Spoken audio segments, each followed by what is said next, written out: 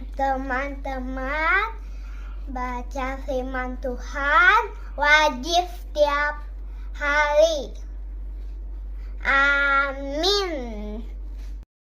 Salam, selamat pagi dan selamat berjumpa kembali di channel TBK Kajabita Tindamunan. Selamat hari Minggu dan selamat beribadah di hari yang ke-217, Minggu ke-10 setelah Trinitatis. Khotbah pada minggu ini diambil dari kitab Keluaran pasal 16 ayat 2 sampai dengan 8. Manna dan burung puyuh serta hubungannya dengan hari Sabat. Dan prakhotbah atau epistel diambil dari Injil Yohanes pasal yang ke-6 ayat 24 sampai dengan 35 dengan perikop Yesus roti yang baik. Dan topik kita pada minggu ini adalah Allah menurunkan roti kehidupan bagi umatnya. Kita baca kitab Keluaran pasal 16 ayat 2 sampai dengan ayat 8. Di padang gurun itu bersungut-sungutlah segenap jemaah Israel kepada Musa dan Harun, dan berkata kepada mereka, kalau kami mati tadinya di tanah Mesir oleh tangan Tuhan, ketika kami duduk menghadapi kuali berisi daging dan makan roti sampai kenyang, sebab kamu membawa kami keluar ke padang gurun ini untuk membunuh seluruh jemaah ini dengan kelaparan. Lalu berkatalah Tuhan kepada Musa, sesungguhnya aku akan menurunkan dari langit hujan roti bagimu, maka bangsa ini akan keluar dan memungut tiap-tiap hari sebanyak yang perlu untuk sehari, supaya mereka kucoba apakah mereka hidup menurut hukumku atau tidak. Dan pada hari yang ke-6, apabila mereka memasak yang dibawa mereka pulang, maka yang dibawa itu akan terdapat 2 kali lipat banyaknya dari apa yang dipungut mereka sehari-hari. Sesudah itu berkatalah Musa dan Harun kepada seluruh umat Israel, petang ini kamu akan mengetahui bahwa Tuhanlah yang telah membawa kamu keluar dari tanah Mesir, dan besok pagi kamu melihat kemuliaan Tuhan, karena Ia telah mendengar sungut-sungutmu kepadanya. Sebab apalah kami ini, maka kami bersungut-sungut kepada kami? Lagi kata Musa, jika memang Tuhan yang memberi kamu makan daging pada waktu petang dan makan roti sampai kenyang pada waktu pagi, karena Tuhan telah mendengar sungut-sungutmu yang kamu sungut-sungutkan kepadanya, apalah kami ini? Bukan kepada kami sungut-sungutmu itu, tetapi pada Tuhan. Demikian bacaan firman Tuhan atau khotbah pada hari ini. Sekarang apa yang mau kita lihat dari perikop yang terdapat dalam kitab Keluaran pasal 16 ayat 2 sampai 8. Apakah yang terdapat dalam perikop ini? Bangsa Israel bersungut-sungut.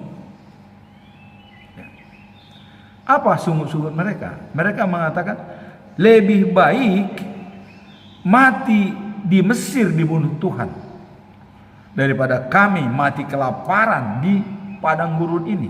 Itulah sungut-sungut daripada bangsa Mesir. Nah, kemudian mereka mengatakan, waktu di Mesir kami duduk, makan kenyang, minum banyak, roti ada. Nah, tapi kami dibawa ke padang gurun ini mungkin untuk dibunuh atau mati kelaparan. Inilah sungut-sungut mereka, dan mereka sangat marah, ya. Ya kita tahulah bangsa saya. Dan di antara mereka ini pasti waktu di Mesir ada yang hidupnya senang, dibawa ke padang gurun yang notabene tidak ada apa-apa. Tapi inilah kebesaran Tuhan. Tuhan akan mencoba umatnya sejauh mana iman percayanya kepada Tuhan, kesetiaannya. Nah, kemudian setelah Tuhan mendengar sungut-sungut daripada bangsa ini, Tuhan mengatakan, Musa, sampaikan kepada bangsa Israel, saya akan menurunkan roti dari surga seperti hujan. Kalau roti datang seperti hujan, waduh, tidak tahu tuh bagaimana banyaknya itu, ya. Nah, dan dalam hal ini Tuhan mau melihat apakah mereka setia dengan apa perintahku, katanya. Roti datang di pagi hari dan setiap hari. Jadi pesan dari Tuhan, kumpulkanlah roti itu, tetapi cukup dimakan untuk 1 hari. Hari yang pertama sampai hari yang kelima, ambillah kebutuhan sehari-hari secukupnya. Kemudian pesan Tuhan, pada hari yang ke-6, ambillah roti itu 2 kali lipat. Kenapa 2 kali lipat? Karena ada untuk persiapan hari Sabat, hari yang ke-7. Karena hari yang ke-7 Tuhan punya rencana apa?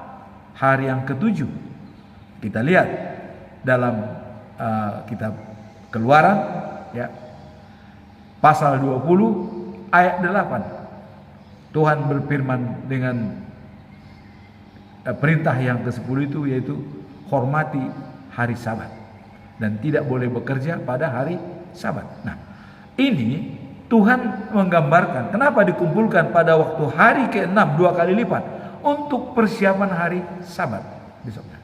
Itulah makanya diperintahkan kumpulkan 2 kali lipat pada hari yang ke-6. Nah, kemudian Musa memerintahkan kepada mereka bahwa dengar hai bangsa Israel, katanya. Nah, maka Musa berkata dan Harun kepada semua umat Israel, Tuhanlah yang membawa kamu keluar dari Mesir. Nah, ini diumumkan oleh Musa. Besok pagi kamu akan melihat cahaya kehadiran Tuhan. Tuhan mendengar kamu marah-marah kepadanya. Jadi Musa mengatakan, Tuhan mendengar kalau kalian itu marah-marah kepadanya, kepada Tuhan. Sebab kamu ini hanya melakukan apa yang diperintahkannya. Nah, maka dikatakan ayat 8, Tuhan akan memberi kamu daging di waktu sore dan roti di waktu pagi, sampai kamu kenyang, karena Tuhan sudah mendengar kamu marah-marah kepadanya. Sesungguhnya kalau kamu marah-marah kepada kami, itu sama dengan kamu marah-marah kepada Tuhan. Ini diingatkan oleh Musa. Kalau kalian itu marah-marah kepada kami, itu sama dengan marah kepada Tuhan. Ya, sama dengan marah kepada Tuhan. Maka dikatakan aturan main, setiap hari datang manna di waktu pagi. Kumpulkan secukupnya. Cukup makanan pada hari itu, tidak boleh lebih. Nah, ini aturan daripada Tuhan. Nah, kemudian hari ke-6 kumpulkan 2 kali lipat untuk keperluan hari Sabat. Sekarang kita lihat makna daripada perikop ini. Apa makna dalam perikop ini? Perikop ini menggambarkan ya bahwa orang Israel mengeluh tentang kekurang makanan di padang gurun setelah keluar dari Mesir. Itu dulu yang pertama ya. Jadi bangsa Israel mengeluh, waduh, makanan tidak ada. Bagaimana ini Musa? Bagaimana ini Harun? Tolong, bagaimana? Nah, dalam situasi tersebut Tuhan mendengar. Akibatnya Tuhan memberikan manna sebagai makanan dari surga dan memenuhi kebutuhan mereka. Jadi apa yang diminta oleh bangsa, Tuhan memenuhi kebutuhan mereka. Nah, kemudian dalam ayat ini juga Tuhan memerintahkan bangsa Israel untuk mengumpulkan manna setiap hari kecuali pada hari ke-6. Jadi setiap hari dikumpulkan secukupnya. Tapi pada hari ke-6 2 kali lipat. Nah, hal ini menggambarkan bahwa perlindungan dan ketenangan dalam penyediaan makanan secara fisik itu diberikan oleh Tuhan. Jadi Tuhan memberikan makanan kepada bangsa Israel waktu di padang gurun. Mereka yang sangat mengeluh karena tidak ada makanan. Dan kita tahu latar belakang mereka mungkin di Mesir. Ada yang mereka sudah cari berkecukupan di Mesir, tapi dibawa ke padang gurun, ya kita mengerti dengan kemarahan itu. Tapi Tuhan menguji mereka. Dengan hal tersebut Tuhan mengatakan, kumpulkan hanya kebutuhan sehari. Walaupun mana itu banyak sekali dikirimkan. Mungkin bisa untuk keperluan 3 hari bisa, tapi cukup 1 hari. Jangan lebih. Ini aturan Tuhan supaya mereka sadar. Dan ini sesuai dengan doa Bapa kami. Berikanlah kami pada hari ini makanan kami secukupnya. Secukupnya, bukan lebih. Nah, jadi ini menggambarkan adalah pentingnya hari Sabat. Bahwa untuk persiapan hari Sabat dipersiapkan hari ke-6, dipersiapkan oleh Tuhan. Jadi Tuhan sangat menghormati hari Sabat, maka diperintahkan kepada bangsa Israel hormati hari Sabat. Nah, kemudian apa kaitannya kalau kita lihat dengan prakhotbah dalam Yohanes pasal 6 ayat 24 sampai 35. Yesus roti yang memberi hidup. Apa makna daripada Yesus memberi roti yang hidup? Ya. Yesus mengatakan dirinya sebagai roti hidup, dan ini menggambarkan bahwa ia adalah sumber kehidupan secara rohani bagi manusia, dan menunjukkan bahwa Yesus bukan hanya memberikan kehidupan jasmani, tapi juga rohani. Maka dia dikatakan roti yang hidup. Dan siapa yang mengambil roti dari saya, dia akan hidup. Tadi Allah memberikan kebutuhan jasmani, ya, roti, tapi dikuatkan untuk menghormati hari Sabat. Nah, kemudian di sini Pak Khotbah Yesus mengatakan bahwa dialah roti yang hidup. Nah, dalam konteks ini Yesus berargumen bahwa roti yang diberikan adalah roti yang berasal dari surga. Berbeda dengan manna yang diberikan tadi kepada nenek moyang Israel, kepada bangsa Israel di padang gurun waktu khotbah tadi, bahwa roti atau manna yang diberikan tadi itu untuk kebutuhan fisik. Nah, tetapi roti yang diberikan oleh Yesus adalah, kita lihat dalam Yohanes pasal 6 ayat 33. Roti yang Allah berikan ialah Dia sendiri, Yesus sendiri, yang datang memberi hidup kepada dunia. Inilah roti yang sebenarnya. Jadi tadi manna yang diberikan oleh Allah dari surga itu adalah gambaran bahwa Tuhan sebagai sumber hidup. Tapi sekarang sumber hidup yang kekal dan sejati, Yesus mengatakan, akulah roti dan hidup. Barang siapa datang kepadaku, dia akan hidup. Nah, maka dikatakan dalam seorang ahli teologi yang mengatakan bahwa dengan mempercayai dan menerima Yesus, seorang akan menemukan kepuasan rohani dan hidup yang sejati yang tidak dapat ditemukan dalam hal duniawi. Nah, itu jadi roti yang sejati, ahli teolog mengatakan, diberikan oleh Tuhan kepada manusia.